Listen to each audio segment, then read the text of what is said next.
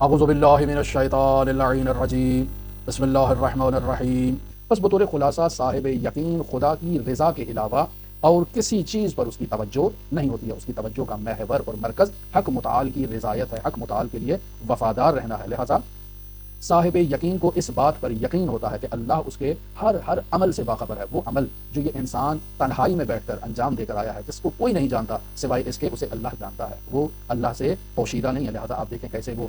زلیخا جب حضرت یوسف کو جو ہے وہ تنہائی میں لے گئی اور تمام دروازے جب بند کر دیے گئے تو اس نے وہ چادر اٹھا کر اپنے آمون پر ڈال دی۔ کہا یہ کیا کر رہی ہو؟ کہا یہ میرا خدا ہے اور مجھے دیکھ رہا ہے، اور میں نہیں چاہتی ہوں کہ میرا خدا مجھے دیکھے۔ اس نیت کے آگے جو میں اظہار کرنا چاہتی ہوں، تو جب اس نے نیت کا اظہار کیا تو حضرت یوسف نے فرمایا کہ تو نے اپنے خدا پر تو پردہ ڈال دیا، لیکن میرا خدا کسی حجاب میں نہیں ہے، وہ ہر جگہ موجود ہے اور وہ میرے اور تیرے اعمال پر ناظر ہے۔ لہٰذا انسان کو یقین ہو کہ اللہ اس کے وجود پر ناظر ہے، ہر حال میں ناظر ہے، ہر عمل پہ ناظر ہے، ہر نیت کو جانتا ہے، تو انسان اس کی بارگاہ میں مؤدب رہے گا۔ عین اسی طرح جیسے انسان کسی عزیز محترم مہمان کے سامنے اگر بیٹھا ہوتا ہے تو انسان وہاں بے ادبی نہیں کرتا۔ ہمارے معاشرے میں تو یہ اصول زیادہ رعایت نہیں کیے جاتے، ایرانیوں میں بہت ان اصولوں کی رعایت کی جاتی ہے۔ جب وہ کسی کے سامنے بیٹھتے ہیں تو پیر پھیلا کر نہیں بیٹھتے ہیں، ہمیشہ پیروں کو سمیٹ کے بیٹھتے ہیں کہ میرے پاس ایک مہمان محترم موجود ہے اور اس مہمان کے آگے میں اگر اپنے پیر پھیلاؤں گا تو یہ بے ادبی ہے، لہٰذا وہ پیر پھیلا کر نہیں بیٹھتے ہیں۔ پھر وہ ٹانگ پر ٹانگ رکھ کر نہیں بیٹھتے ہیں، اسے وہ بے ادبی شمار کرتے ہیں اور بطور خاص سفارتی آداب کے خلاف اسے تصور کرتے ہیں۔ لہٰذا اگر شخصیات کے آگے جو ہے وہ اس طرح سے کوئی بے ادبی کا اظہار کرے تو وہاں عوام تنفر کا اس سے اظہار کرتی ہے۔ جیسے مثلاً رہبر معظم عظیم الشان شہید، ان سے ملنے کے لیے اگر کوئی سیاسی شخصیت آتی ہے اور وہ ٹانگ پہ ٹانگ رکھ کے بیٹھ جاتی ہے تو یہ بے ادبی شمار کیا جاتا ہے کہ وہ کیوں ایسے بیٹھا ہے، یہ سفارتی آداب کے خلاف ہے، اسے اسی انداز میں بیٹھنا چاہیے جیسے اس کا میزبان بیٹھا ہوا ہے۔ لہٰذا ہمارے ہاں چونکہ ان چیزوں کی رعایت نہیں کی جاتی، چونکہ ہم نے مکارم اخلاق کو پڑھا ہی نہیں ہے۔ انسان اپنے مہمان کے آگے جو ہے وہ ٹانگ پہ ٹانگ رکھ کے بیٹھ جائے، یہ بے ادبی ہے اور بہت ہی واقعی برا اسے سمجھا جاتا ہے۔ لیکن ہمارے معاشرے میں ان چیزوں کی، ان آداب کی رعایت نہیں کی جاتی ہے اور نہ ہی ان کو بے ادبی سمجھا جاتا ہے۔ لہٰذا انسان اس بات پر متوجہ ہو کہ اللہ اس کے اعمال سے باخبر ہے، اللہ اس کو دیکھ رہا ہے اور ہر عمل کا اللہ کی بارگاہ میں حساب لیا جائے گا۔ اللہ کی بارگاہ میں ہر عمل کے بارے میں اس سے سوال کیا جائے گا، اور اطاعت کا مقام ہمیشہ جو ہے وہ اس کے سامنے اطاعت ہونی چاہیے۔ یعنی وہ انسان جو ان تمام باتوں پر یقین رکھتا ہے وہ ہر وقت اللہ کی بارگاہ میں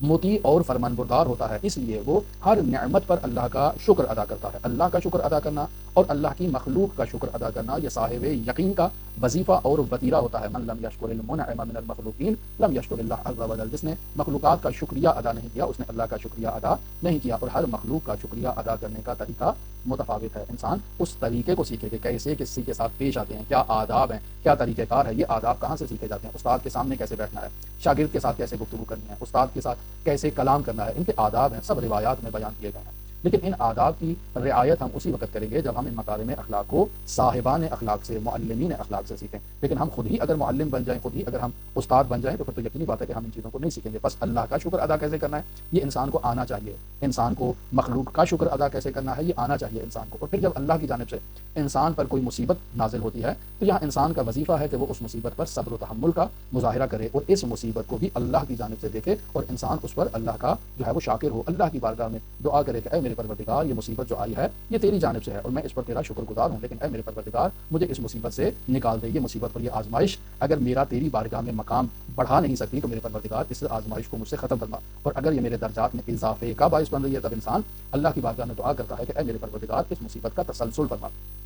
لیکن بس اوقات عزیزان محترم بعض انسان ایسے ہیں کہ جنہیں مصیبت کا اور خوشی کا جو فرق ہے وہ محسوس نہیں ہوتا ہے۔ یعنی خوشی کے وقت انہیں کون سے احساسات اور کون سے جذبات اور کون سا رویہ اپنانا ہے یہ انہیں معلوم نہیں ہے، یا مصیبت کے وقت انہیں کس انداز میں اظہار حزن کرنا ہے انہیں اس چیز کا علم نہیں ہے۔ یہ ایک دفعہ انسان جو ہے وہ تربیت کے مراحل میں موجود ہے، ایک بچہ ہے، اسے ان چیزوں کا علم نہیں ہے کہ کس وقت اسے خوشحال ہونا ہے، کس وقت اسے غمگین ہوتا ہے۔ یہ در واقع یہ بھی ایک آموزش ہے، یہ بھی ایک تربیت ہے جو والدین اپنے بچوں کو تربیت دیتے ہیں کہ بھئی آپ کے دادا کا انتقال ہو گیا ہے، آپ کے جو ہے وہ فلاں عزیز کا انتقال ہو گیا ہے، تو آپ کو اس مصیبت کے اظہار کے لیے کیسے اظہار کرنا ہے۔ اگر والدین نے یہ اولاد کو نہیں سکھایا تو والدین کل کو اولاد سے شکوہ نہیں کر سکتے کہ بھئی آپ نے اس مصیبت کا اس انداز میں جو ہے وہ اظہار نہیں کیا ہے۔ یہ والدین کی ذمہ داری ہے۔ اسی طرح سے خوشی کا اظہار بعض خاندانوں میں یہ چیزیں سکھائی جاتی ہیں بچوں کو کہ مثلا بیٹا تم نے جانا ہے تو سب سے پہلے سلام کرنا ہے، اب تم نے جانا ہے بالفرض کسی کی تعزیت میں جا رہے ہو تو تم نے کالے کپڑے پہن کر جانا ہے تاکہ تم عزادار دکھاؤ، تم نے وہاں جانا ہے تو سب کو تم نے جو ہے وہ کہنا ہے کہ یہ اللہ کا حکم تھا، امر ربی تھی، یا تم نے وہاں جا کر جو ہے وہ حمد و سورہ کی قرأت کرنی ہے۔ یہ وہ آداب ہیں جو سکھائے جاتے ہیں۔ تو یہ جیسے ہی والدین کی جانب سے سکھائے جائیں، اور والدین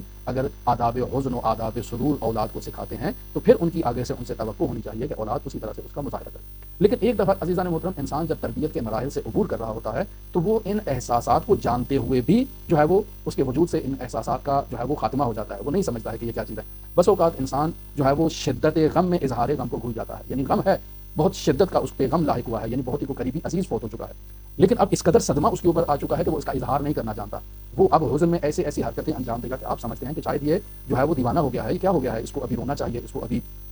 اعضاء کا اظہار کرنا چاہیے، کالے کپڑے پہننے چاہیے جیسے ہمارے معاشرے میں کیا جاتا ہے، لیکن یہ نہیں ہے، یہ نارمل زندگی گزار رہا ہے، کھا رہا ہے، پی رہا ہے، جو ہے وہ اپنے کاموں سے کام لگائے ہوئے ہے، لیکن اس کو اس چیز کا احساس نہیں ہو رہا ہے۔ کیوں احساس نہیں ہو رہا ہے؟ کیونکہ اس کے اندر شدت غم آ چکا ہے، اور اس شدت غم کی وجہ سے وہ اس قدر غلبہ اس کا ہو چکا ہے کہ وہ اس کے احساسات پر بھی غالب آ چکا ہے، اب اس کو اظہار نہیں کر سکتا۔ یا اسی طرح سے مسرت کے ایام میں، یعنی انسان جو ہے وہ شدت سے اس کو خوشی آئی ہے تو اب اس کو خوش ہونا چاہیے، لیکن وہ رو رہا ہے، اس کی آنکھوں سے آنسو جاری ہو رہے ہیں۔ اب آپ اس سے پوچھو یہ تو آنسو جاری کرنے کا موقع نہیں ہے، تو وہ کہیں گے یہ خوشی کے آنسو ہیں۔ یہ ہمارے معاشرے میں بطور معمول آپ نے یہ سیکھا ہوگا، خوشی کے آنسو تو ہم تصور کر لیتے ہیں، لیکن غم کی کیفیت میں انسان کا ایسی حرکتیں کرنا کہ جو خوشی سے متعلق ہوں، جس سے انسان دیکھ کر کہے کہ یہ معذور نہیں ہے، یہ در واقع اس پر بھی شدت غم کی کیفیت ہے، لیکن چونکہ ہم اس چیز کو محسوس نہیں کر رہے۔ سیر و